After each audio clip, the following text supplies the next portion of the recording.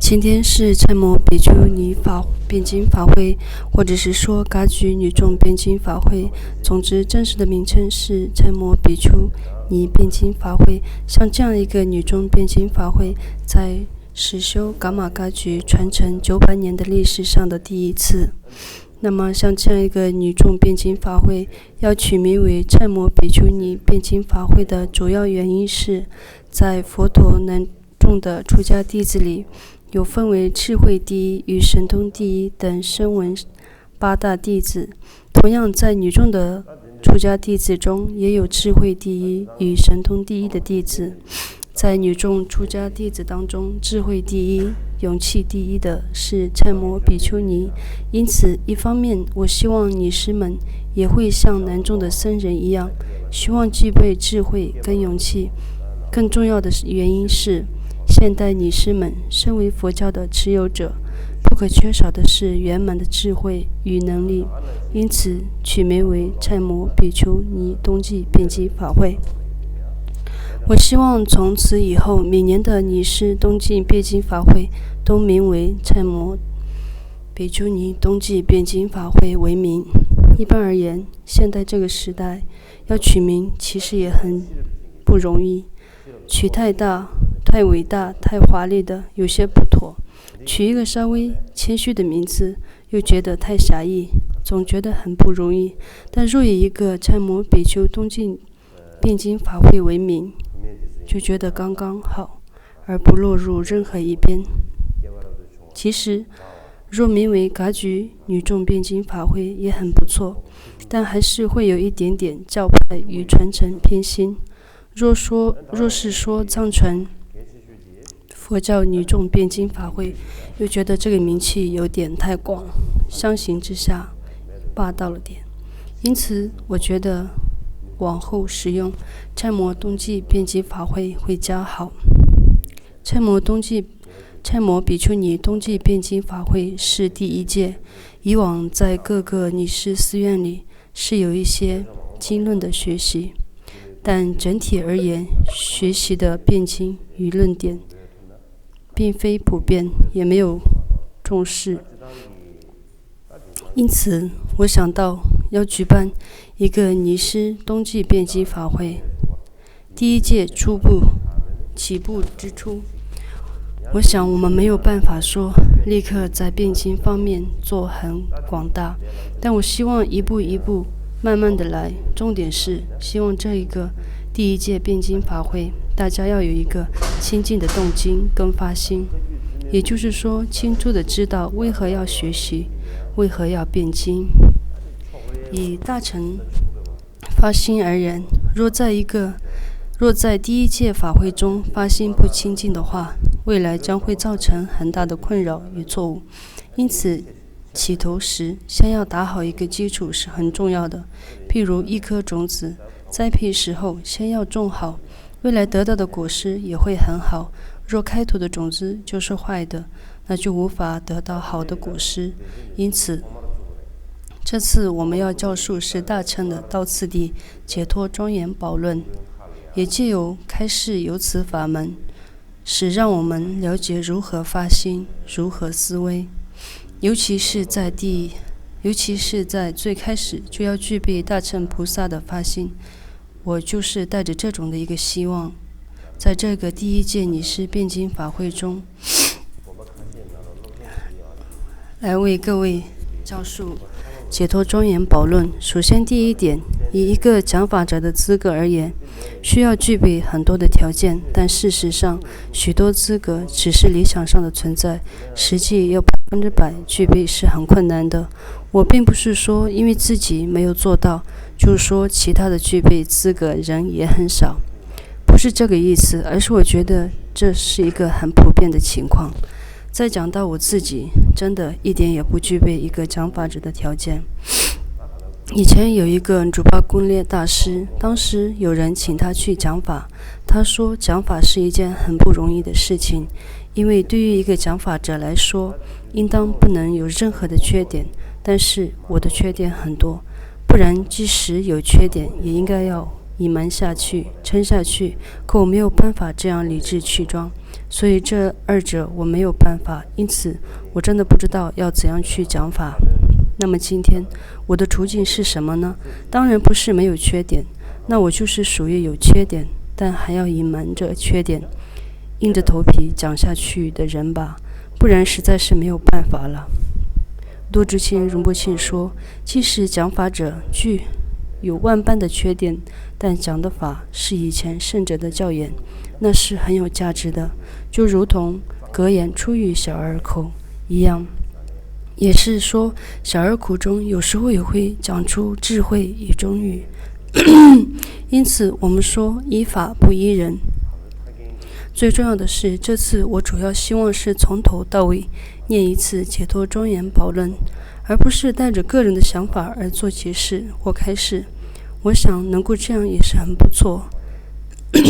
加上这几天在感冒，精神上不是很好，所以本来没有抱着很大的希望讲得非常好。但因为这是第一届女众辩经冬季法会，在历史上是重要的事件，意义重大，因此不能用身体不好当借口，因此我还是会尽全力的给予开示。首先，片知别马嘎钦对于这部解脱庄严宝论的介绍中提到，此论的作者冈布巴大师也是达波仁波切还未出家前医治很多的印度、尼泊尔、藏地等30多位著名的医生，因此成为一个医术界高明的医生。当时达波仁波切名为香达玛扎，并且在未出家前医治夏拉瓦大师，并在期间学过道次第论。学习时记录的笔记就被称为是解脱庄严宝论。之后呢，香达玛扎出家后受了比丘戒，比丘名为苏南仁庆，中文译称为福德之宝。之后一直格西贾永达学习小通了噶当派三同法门之一，噶当教授派开创者金瓦大师道次第教授。之后呢，米拉日巴扎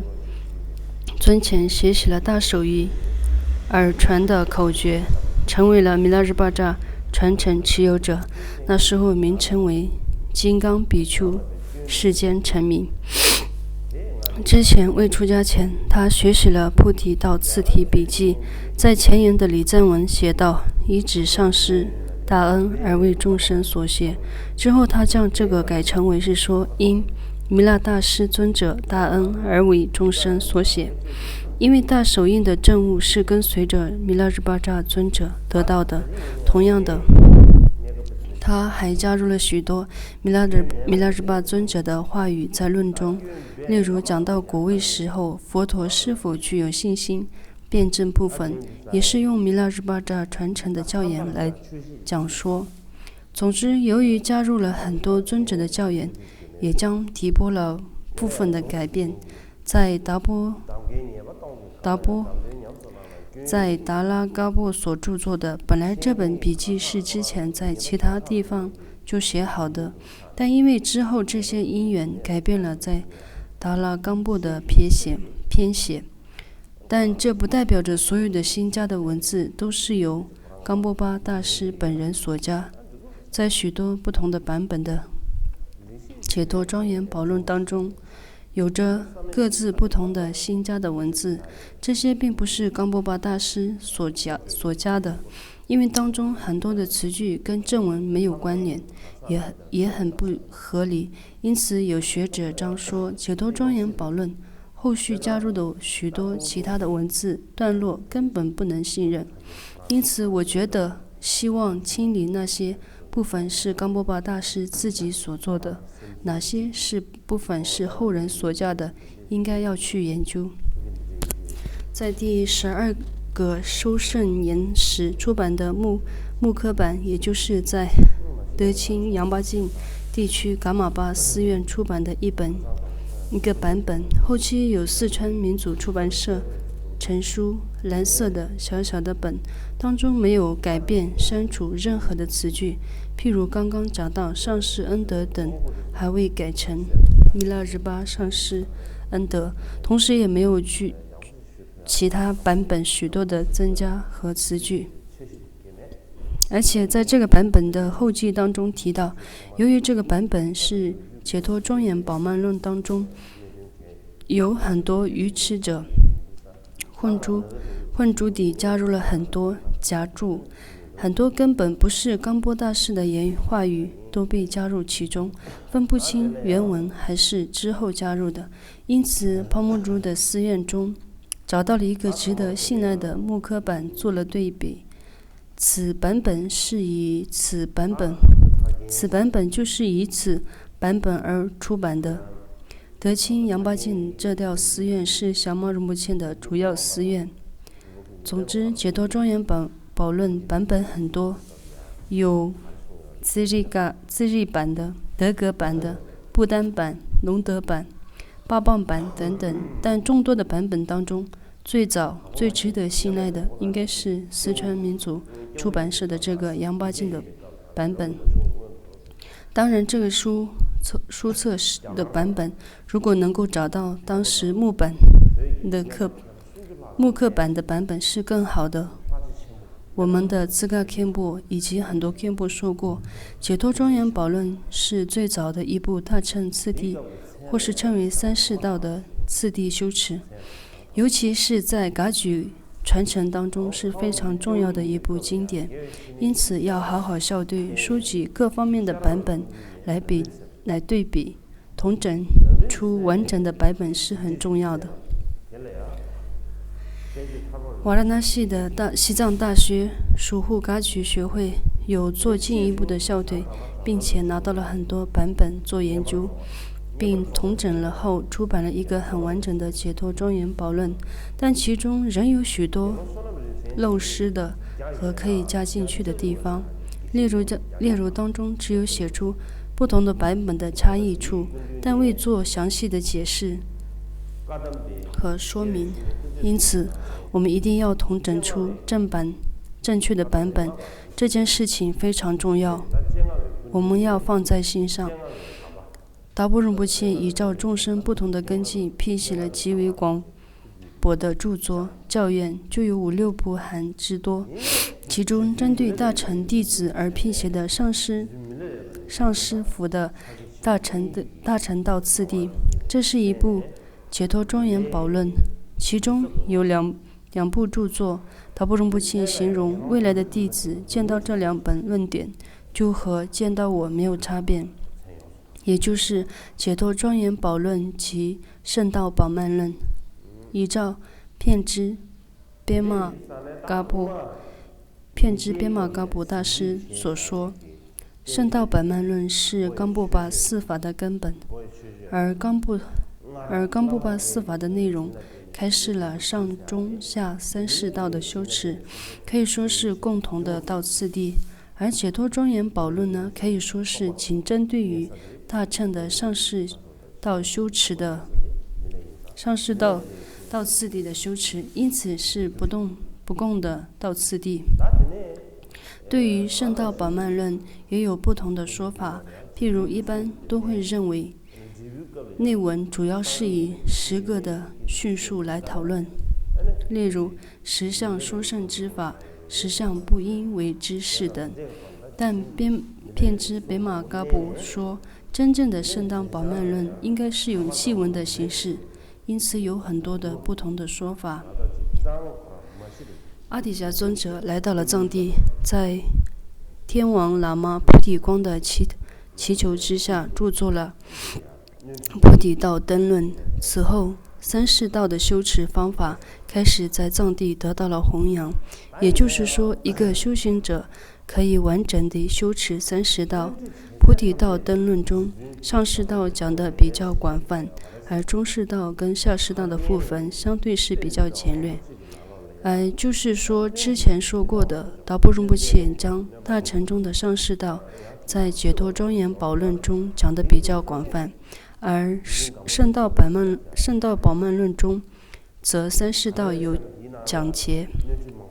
解脱庄严宝论主要的内容是大乘法，而且主要是大乘法为因乘跟果乘的因果因乘，就是说显乘的内容呢，但是附带的也提到了一些果乘，也就是说密咒乘的内容呢，例如当中提到的观修大手印，以及引用一些持守誓言的教理等。总之，冈波巴的传承前行修行时，一定是以噶当派的到次第修持正行的，就要依照与大手印的传统来引导。这样的修持方法就是从冈波巴大师开始的，因此这些传承被称为噶当恰大手印汇流合一传承，口诀被称为说噶恰汇流合一的口诀。所以平时只因大手印的禅修时候，前行当中的转心4种思维，依止善知识的方法，暇满人生、观修等共同的道次第论部分，都是以噶当派的修持传承。正行的修持时，是依靠于传承自弥勒日巴扎尊者大手印的口诀而引导的，因此被称为噶庆汇流合一的口诀跟教授。因此此教法对于众生的利益是很广大的。冈波巴大师曾说，我能利益到一些一般的人，都是因为是噶当巴祖师们的恩德。为什么呢？因为对于一个一般初学者来讲，一开始要讲到大手印咒的空性的理义，对一个初学者来说难以学习的，因此还不如讲一些人生难得、暇满人生、轮回过患等，比较能够利益到一般的初学者。大师也说，那罗巴大师的教言是非常广泛深奥的，但若没有噶当巴教言的搭配，也是无法利益到广大的众生。就像之前提过话的一样，密乘之所以深奥，是因为显乘的恩德；藏巴坛之所以粘聚在一起，是因为所有的恩德一样。因此，若没有前行的修心，大手印再深奥也是没有用的。这也是噶当巴教言中讲到的，若不意念死亡无常，灭具的金刚乘也不深奥；若能意念死亡无常，三皈依法也是深奥的。因此，越上乘的法教之所以能够越来越深奥殊胜，那是因为有着一步步的扎实的基础修持次第，由于心性得以开展进步，法因此越来越殊胜。如果心性一点也没有进步改善，仅是嘴上说一些深奥空性之法，也不能是因此而变得殊胜。因此法门是深，根本在于行者自己的前行修持是否扎实，是否有按部就班的修行。随着心性的开展，次第的法门也将一步一步地变得深奥。因此达波仁波切自己说，因为噶当派的教言而对于一般的人能够起到利益。冈布巴大师医治过许多重要的噶当派的上师，依照片支别玛嘎布的说法，在大师未出家前医治过善知识夏拉瓦，也称为云定扎，他是波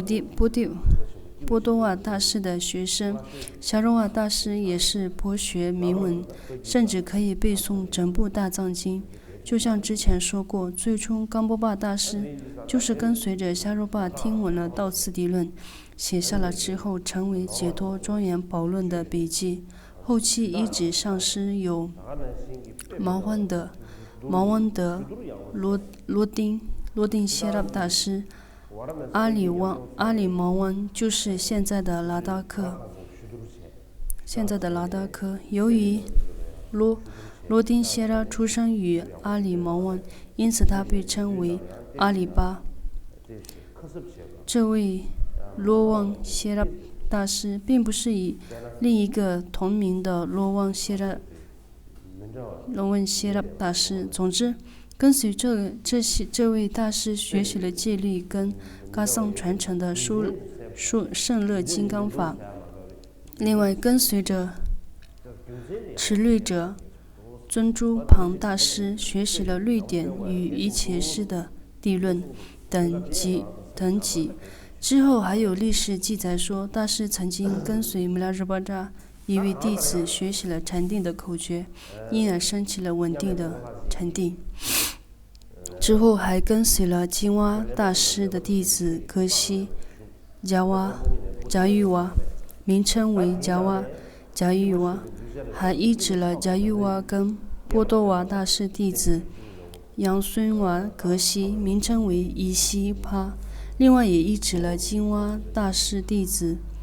牛若巴格西，名称为尊柱巴。由于他在陆续的地区建立了名为牛让的寺院，因此而得名。另外还医治了贾瓦达大师。根据土观尊派史说，他是阿底峡尊者的一位大瑜伽师的弟子。另外，根据百部以修行的说法，认为他是波多瓦大师的弟子。无论如何，他是一位噶当派的善知识。在偏支北马嘎布的宗派史当中提到，家是地名，因为他在这个地方布施建立一座寺院，因此成为了园定。园定就是施主的意思。另外，他也被称为加日瓦大师，那是因为他在家的地方建立了寺院，名为加日，所以是加延达跟加日瓦是同一个人。有些人说这是两个人，但应该是指的同一个人。冈布巴大师，他在这位加延达大师处学习了密勒跟中观理论的论点，尤其是跟随了涅日巴格西9个月，和跟随了随喜园定格西3年当中，学习了到次第中，与心中圆满升起了出离心跟菩提心。接下来为大家简略的介绍噶居三祖师马尔巴、弥勒日巴、冈布巴大师。首先简略的介绍一下冈布巴大师的专辑，但由于讲到3位祖师，所以首先马尔巴大师的年历就有10种说法，也有出生的原籍的日子，有很多不同的说法。弥勒日巴扎尊者的年历有4种不同的说法，虽然是说在蛇年，但由于五行的不同，而有不同的说法。例如，有的人说是土，而有的人是说水或金。因此，边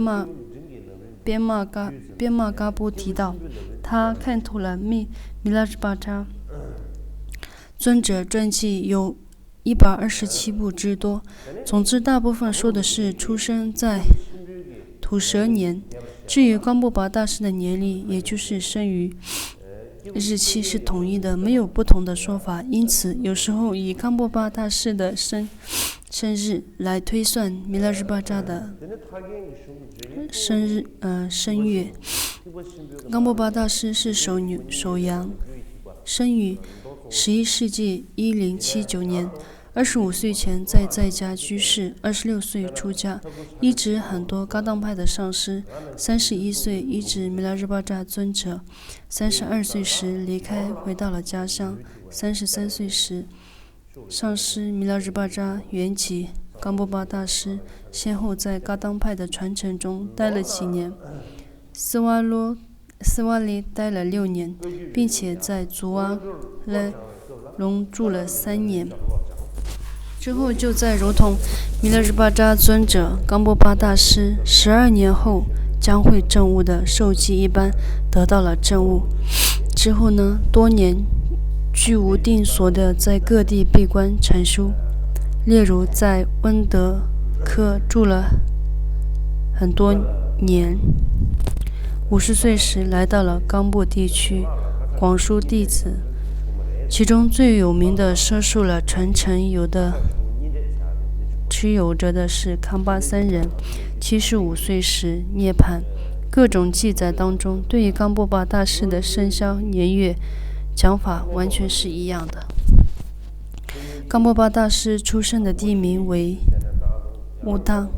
他幼小时通商无名，特别精于医学。就像之前提到的，依照遍知别马嘎布的说法，大师出家前曾经医治印度、藏地、尼泊尔等30多位医生学习。之后，他与当地的一位有名的官员妹妹结婚，育有1子1女。后来当地流行了免疫，全家都被感染，先是儿子往生，再将儿子的遗体火化时后回到家中，女儿也往生了，之后再将女儿的遗体送往火葬，返回家时发现妻子也病危。妻子断气前，他尝试着各种方法，例如修法、治疗等都没有用。他发现妻子已经很软弱了，但似乎妻子对执着于某件事情没有办法放下，因此冈布巴大师就问他：“你还执着什么？”妻子回答说：“其他什么事情我都不执着，就是对你放不下，希望你能够答应我。当我过世后，不再娶妻，而去实修，去出家。若你能答应我，我就放心了。”因此，妻子找到了舅舅，还是叔叔做证人。为了证明让妻子能安心，并将般若八千颂的经典放在头上，发誓好好实修。之后，妻子往生后，他为妻子建了一座塔，名为丘玛塔。有一次，舅舅问他：“你都发誓了，为什么还一直待在这里？怎么还不去修行？”大师回答：“家族很大，如果要去修行，要处理很多俗事。”舅舅就说：“不用担心，我会帮你处理。”因此，他就去修持了。大师讲到了波多瓦上师尊前求述法门，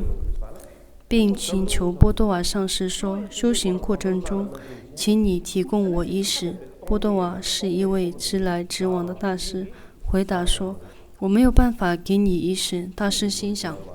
波多瓦上师真的没有慈悲心啊！当然不是说波多瓦大师不好，这是说可能他们之间没有缘分。总之，冈布巴之后医治了毛瓦罗丁谢拉大师为亲教授，并在前摩阿舍里和诸位比丘尼前出家，圆满得到了结束圆戒。之后圆满受持了比丘戒，并在医治多位的噶当派的善知识。我这次主要讲的专辑，从不同的专辑中，这边取一点，那边取一点，整合起来讲的。有一次，大师在禅定当中升起了一个画面，一位白发苍苍的大瑜伽师来到他的面前，将手放在他的头上，对头上吐了个口水，有做这样的一个梦。他的噶当派的法友们说这梦不好，是白哈尔王变幻，因为出家人受到在家瑜伽士的目的不好，觉得非其照，因此建议他接受灌顶加持，并且服侍僧伽。但没有想到这个服侍接受灌顶后，反而画面变得更加清醒。有一次，当地发生饥荒，涌来的很多乞丐。冈布巴大师有一次去寺外时，遇见3个乞丐在谈话。一个乞丐说：“我太没有福报了，今天如果能吃到一点点不熟的糌粑团，或者喝到一碗叶子汤水就满足了。”另外一个妻子说：“这有什么了不起的？如果我今天能够成为一个官员就好了。另外一个乞丐又说，成为大官员有什么好？也有死亡的一天。要羡慕的话，不如去羡慕穆拉日巴扎尊者，因为他不需要穿衣服，也有很多空行母围绕照顾着生活，还可以到处飞，像鸟一样漫游在天空，而且也不用害怕生死，因为他完全舍弃了今生的一切执着。如果能够成为他，那是非常好，最棒的。当时冈波巴大师第一次听到了弥勒日巴扎尊者之名，一听到他自然升起了很大的信心。由于过于开心，竟然昏倒了。当醒过来的时候，又哭了很久。他想说一定要见到弥勒日巴扎大师，就不断的祈请跟加持。当时弥勒日巴扎在吉祥山说法，当时身边围着了众多弟子，有热相巴、净光热琼巴等所有的重要的星子。当时热琼巴大师说，尊者年事已高，如果前往其他的净土去的话，那还有能够帮我们日巴行者消除障碍，增加羞耻？还有谁能让施主们积德福德呢？谁指引我们一位你的代表吧，并且将你的教法，如果平时完全是诉诸于他，不然的话，我们当中没有人能够持续你的传承了。尊者说，空行母曾经受记会有一位广弘我的教法的弟子，但是我也要观察一下，明天才能告诉你们。到了隔天一大早，大家聚在一起，弥勒日巴扎尊者欢喜地说，能够完整传承我的教法者，广大利益众生的人，而且他是一位比丘，名称为拉杰，很快就会到来。弥勒日巴扎接着说，因为昨晚我梦见了这位拉杰比丘，手持着无垢的水晶宝瓶来到我的面前，他将自己白色的银碗中的甘露全部倒入了他水晶宝瓶中，说完非常欢喜地笑着。此时冈波巴还在远处，一心想着见到尊者，如果此生没见到他，下辈子也希望能投生到弥勒日巴扎大师的之处，和尊者心意合一。后来他请3位乞丐吃饭，请问弥勒日巴扎大师所在的之处，当时藏地都是草原，没人带的话是不会知道怎样走的，慢慢带路，一路走，后来路很遥远，乞丐一个个累倒了，最后只剩下冈波巴大师一人，也不知道该往哪里去，吃喝都用尽了。在道路上他昏倒了，当时一位经过噶当派的格西洒水让他清洗过来，有这样的记载。之后他一路询问尊者在哪里，遇到了一位施主，施主就问，你从何而来？我为了想见弥勒日巴扎尊者而从维藏的地区过来。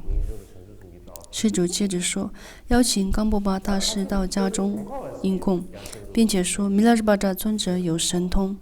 他之前就跟我说过，你是一定会找到的，而且那时你还在丁日地区的时候，尊者甚至看到你在路上辛苦地晕倒了，而且对你给予禅定加持。尊者还说，谁要能把冈波巴大师带到我跟前，就一定会步上大乐解脱之道，所以明天我就带你去见尊者。冈波巴大师心中一听，升起了傲慢，认为自己一定很了不起。弥勒日巴扎大师知道此心后，就在15天后才接见他。冈波巴大师当时供养很多黄金，但尊者不收，向天上撒去，并说供养恩师马尔巴，接着问道：“大师的名字？”上师大师说：“名为斯纳仁钦福德宝。”尊者说：“摘取大德、大福德众生之珠宝，并且说这个名字缘起真好。”说完就把旁边的嘎巴拉头盖中喝剩下来的酒给大师，但因为大师是一个比丘，而且诸位有很多人，很不好意思。米拉什巴扎大师说：“不要怀疑，把酒喝下去。”冈波巴接过去后，真的毫无怀疑地喝了下去。这相位着他圆满得到了尊者的教法的威照。尊者之前给予金刚汉姆的灌顶，大师请求授予一生成就的口诀。尊者说：“跟随具德上师求得灌顶或口诀，上等会是今生成佛，中等会是在中阴成佛，下等会是在七生或16生后解脱。如果不了悟心性，就算是有再多乐名无念的感觉，也是无法超越三界的。”接着传述了究竟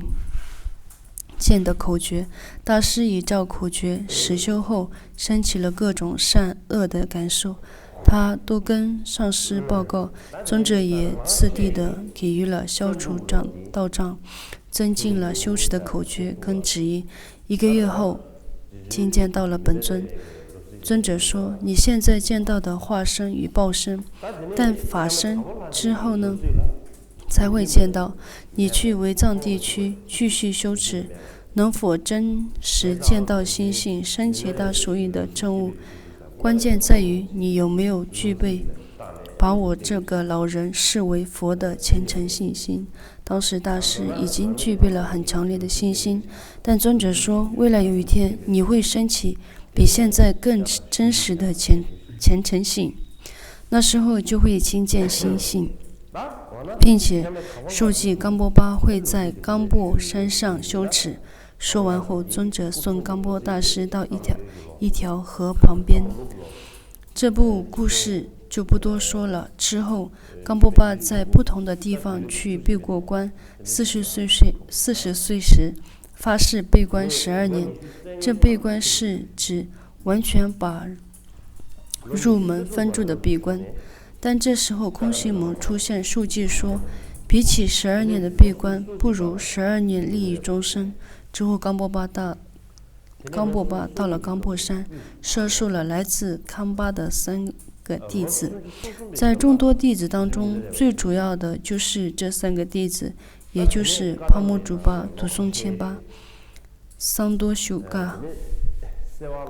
最后于1153年时圆寂。米拉日巴扎大师曾说：“我是一个在家于且士，之后会有一位比丘来持续我的教法，就算是对佛教做了一些事情。过去的噶举传承祖师马尔巴以及弥勒日巴，这都是在家居士。从冈波巴大师开始，以出家身份来传承佛法，因此就如同佛教的根本在于僧坦的说法一样，噶举的教法从冈波巴大师就开始了，就为僧团为主。尊者曾经对冈波巴说：“从你开始就不用为我弥勒主办主举，弥勒传承派，而称为达波传承、达波噶举、达波教传承派。这都是因为冈波巴大师的身口意殊胜的功德，还有智慧、慈悲和力量的功德，因此守护众生的噶举传承能够不挨败的而传承到至今，这都是因为冈波巴大师的慈心悲愿而成就的。因此这次讲说如此一位圣者众多著作当中，就跟亲见到大师没有差别的解脱庄严宝曼论偈文当中呢，因者即是如来藏，所因殊胜人身宝，助缘即使善知识，彼方便者，即教授。果具圆满佛陀身，事业无比利有情。这部论点，我曾经在已故的博嘎木切尊前学过一次。另外，因这次的课程，前阵子和兹嘎堪布、陈林多杰一起讨论过这个内容。以上可以说是此论的传承。顶礼文殊势力童子，诸佛佛子以正法根本传承上师尊，以师密勒造此论。如同前面讲到的，这个礼赞文的内容在不同的版本中有不同的写法。譬如是说依师恩而为众生所写的，之后改成了以弥勒日巴扎尊者大恩而写。这两者偏知贝玛嘎布曾讲到，之前冈布巴大师为出家持的北齐，因为之后遇到了弥勒日巴扎尊者，而改为了依止弥勒日巴扎大尊者，而大尊者弥勒日巴扎尊者大恩而写。不过在帕木竹巴寺院找到了那一份值得信赖的版本中，也写道依止具恩上师所写，并未提到说因为弥勒日巴扎尊者大恩所批写。祭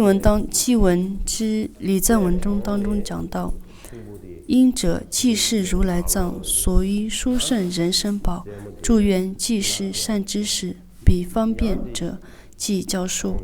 果即圆满佛陀身，事业无比利有情。如果想要种一颗青稞，最开始需要一个好的因，也就是一个良好的种子，所以是需要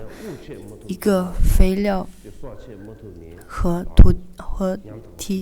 地土。助缘是需要水、肥料、温暖、湿度等等条件配合，仅仅是因缘的聚合也不够，还有方便，也就是需要耕作、福田，这样才能得到好的果实，并且就能消除饥饿的力量跟事业。就像这些比喻，想要成为一个大乘的修行者，就需要具备因、所因、助缘、方便、果实等等和事业6部分，就像是种田的一样，要成为一个大乘修行人，就需要这几个部分。平时讲到一切的众生都可以成佛，可以证悟，因为我们有如来藏，我们可以消除违缘障碍，具足圣缘，也就是能够证悟到菩提之果。这样的如来藏称为佛性也好，自信助种性也好，其实三界众生都具备了，不分身形大小、肤色差异，都具备了佛性。但仅是这样还不够，由于众生暂时所依身的不同，因此会产生是否有解脱机会的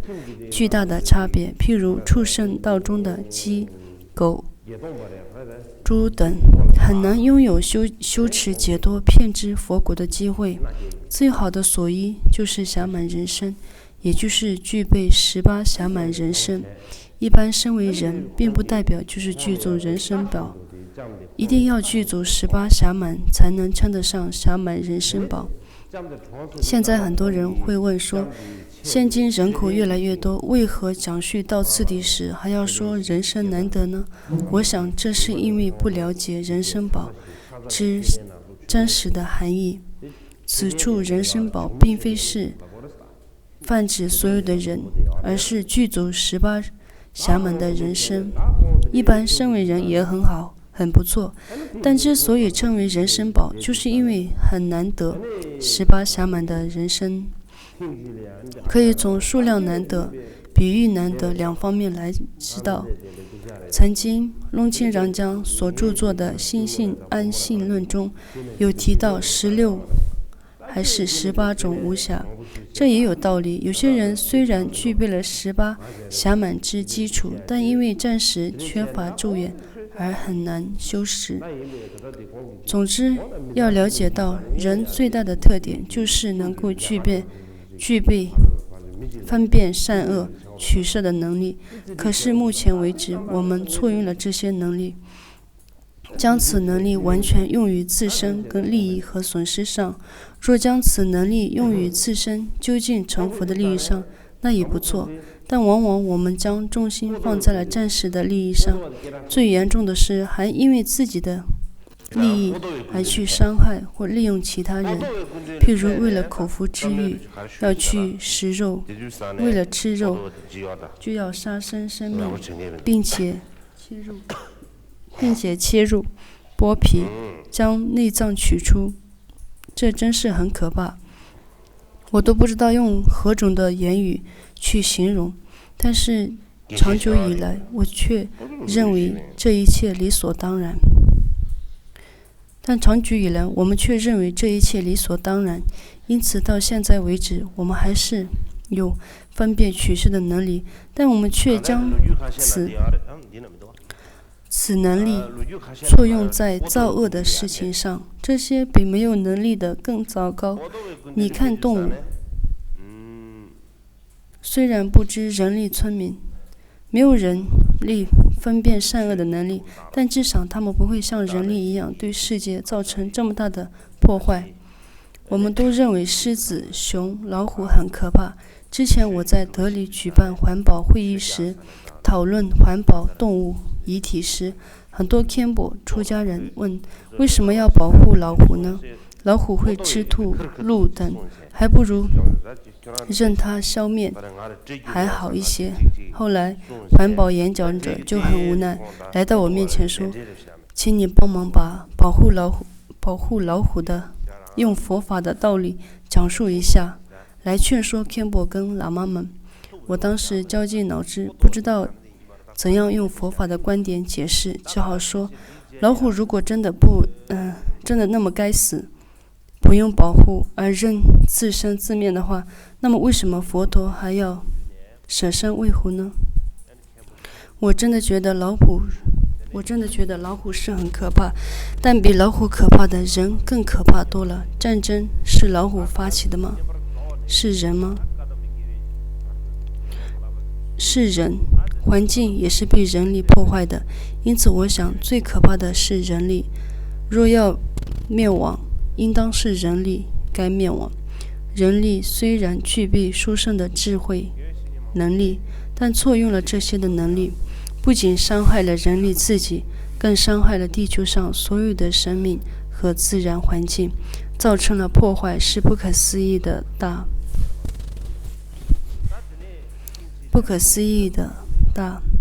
因此我们也不能说身为人就要走过，还是要担当起做人的责任。平时我们都会说地球上的主人是人类，但仔细想一想，地球上的主人应当是动物。科学家们说，在人类还未出现前，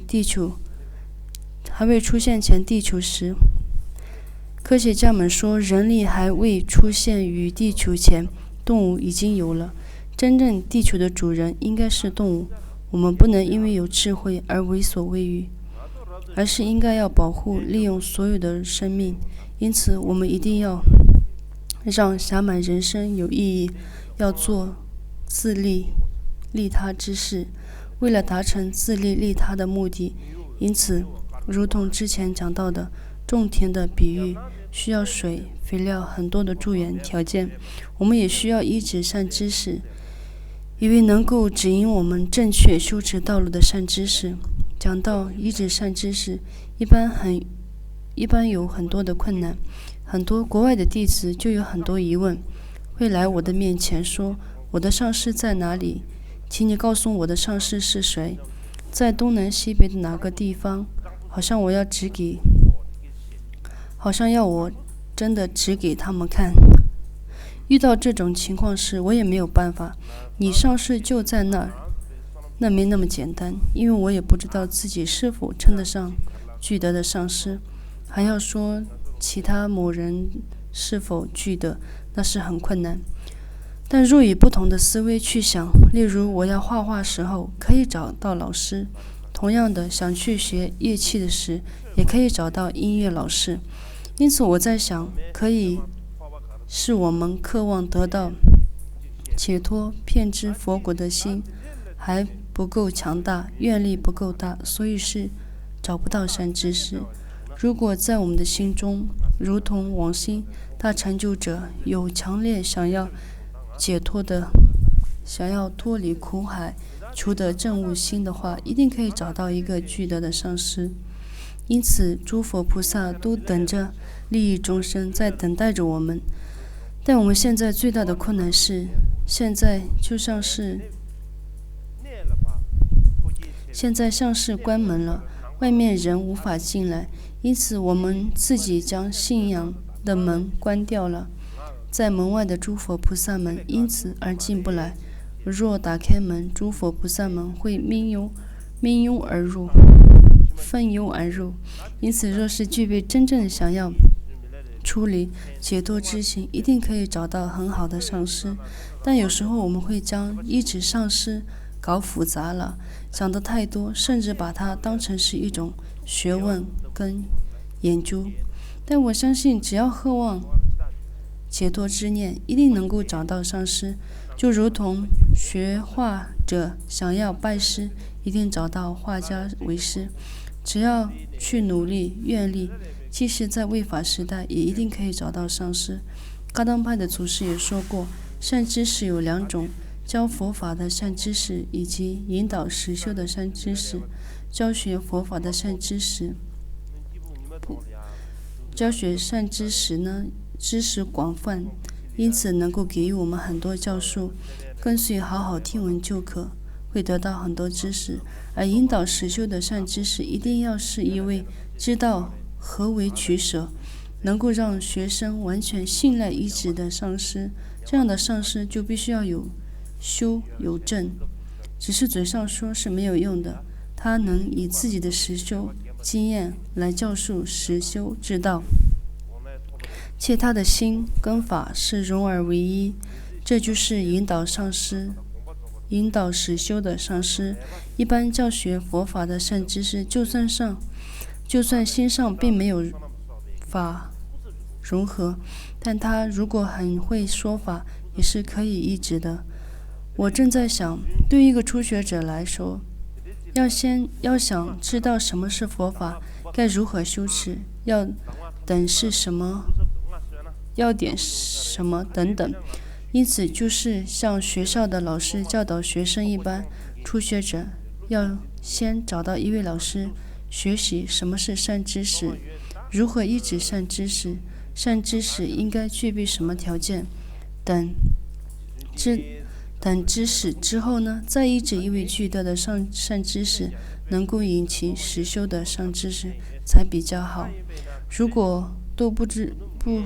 知何为上师以及上师的条件，依止上师就贸然的依止了某人的话，是很危险的。首先你根本分辨不出对方是否一个具德的善知识，即使依止上师条件很好，自己是否能够把握，能够正确的依止，还是一个依止数。比方便直击教授，善知识能够帮助我们什么呢？是不是全部都是善知识的事情，自己什么都不用做？譬如维修机器的一个人一样，只要把坏掉的东西交给他，他就帮你修到好，自己就不用做什么。上师不是一个维修员，其实他唯一能够帮你的就是告诉你如何去修，如何去受教，这就是他的工作。他也不能跑到你的大脑袋里修补你坏掉的部分，接上断掉的神经线路，首先他也做不了，而且修复大脑其实也没有用。我们所要说的佛法是利益今生来世的，不是将此生的脑袋修补好了。因此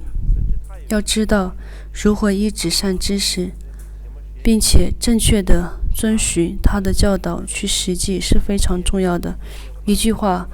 外在的老师是善知识，内在的老师是善巧方便。外在的老师善知识就是指引说法者，给予教授者；内在的老师善巧方便指的就是我们的自己，也就是自己要实际上师。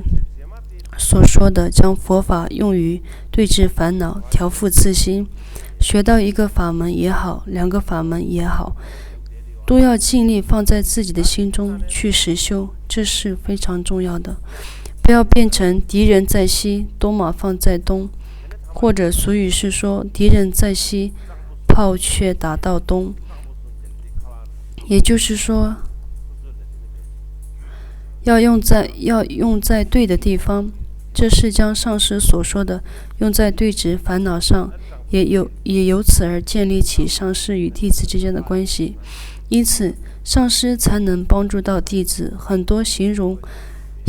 例如上师摄受弟子的情况才会发生。噶举传承中常说：“师心我心无二，师心我心无二其加持。”上师弟子之间心无二无别。有些人认为把2个人的心脏想办法合在一起，好像要缝在一起。所谓的无二无别，是指上师的心中的慈悲、学问、菩提心等功德，弟子也要试着在自己心中升起这些功德。当有了天真能跟上师一样，也具备了和上师一样的慈悲、智慧等等功德话，是上师徒之间无二无别。重点还是在实修，非常重要。没有实修的话是死板板的，有实修的话是活生生的。例如一个总是生气的人，说出忍辱一样是没有任何能力，若是跟做的一样才有能力。果即是圆满的佛陀身，证悟佛果也有很多说法，譬如5道师地、声闻、独觉、果位等，会有很多解释。例如那几位还未证悟的空性，哪几位还是才能真正的证悟空性等等。但说的是天马行空，自己却一点也证悟没有，只是学问的理论而已。要说果位其实不难，谁都会有。也就是说，苦果谁都不想要，乐果谁都想要取。这一点谁都知道，即使是昆虫、蚂蚁也是如此，在寻找快乐，避免痛苦。然而最大的问题是，我们虽然有离苦得乐的心，但却不知道如何正确的寻找快乐和消除痛苦。因为得到果就要从因上着手，从分辨善恶开始去做。譬如种田者未能丰收，必须要付出很多的代价，真的必须早起耕田、种田等，都必须要知道如此。我现在要获得能利益一切众生的究竟果位，为何还不去努力呢？农夫种田的过程、结果都被看到，然而我们却搞不清楚解脱的果位到底好在哪里，都不知道。比起这些蒙昧的羞耻，还不如去吃一块苹果、橘子来实际。我们以为遍知佛果就是那一尊佛坐在佛堂中的佛像，但我们真的不知道真正的解脱遍知佛果之真正的意义跟重要性，也就是无法升起真正想要的解脱心。因此必须要知道重要性，升起出离心。修道的根本就在于出离心，出离心的升起就在于解脱的利益跟了解。第一件条件是要有出离心，而且所谓的证悟跟研究果位并非为一个人，而是为了利益一切众生。所以那念解脱心是很强烈的，是一种非解脱不可的，而且在当下就要解脱心。所以噶当派祖师说，修行解脱是想得到去做的事情，如果今天想，但明天或以后才开始去做的话，那永远无法开始。因此了解解脱的利益是很重要的。以上是讲到了具本的以上是讲到了要具备6个部分。时间过了，今天感冒了，下午的时间不记得了，下午时间应该是3点到5点半。